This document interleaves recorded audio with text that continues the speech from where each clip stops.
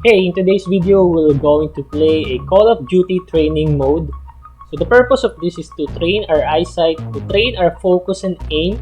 And if you want to learn more about improving your eyesight using video game, you can check this video shown here. And let's begin.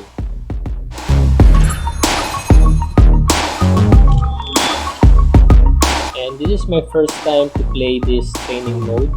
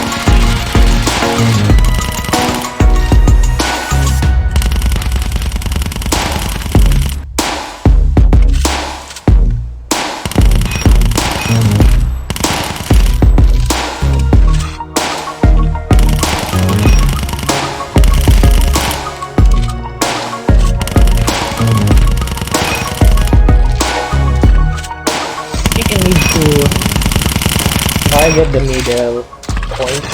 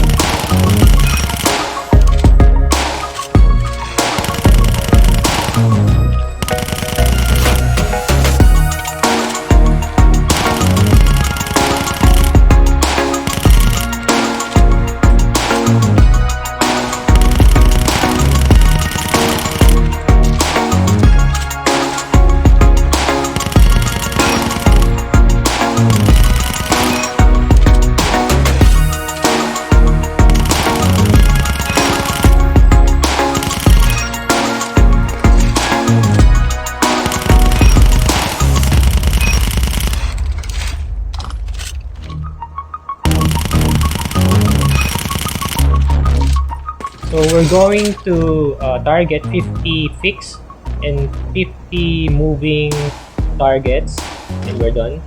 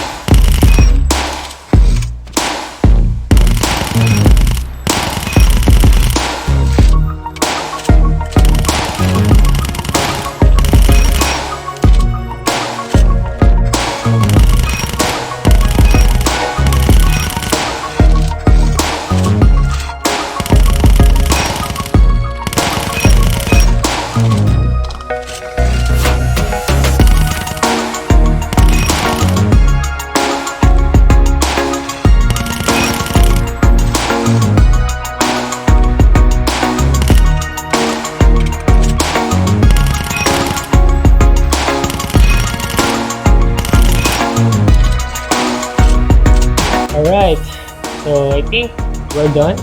We just finished 50 moving target and 15 fixed target. So that's it. I hope this helps. Stay active and God bless.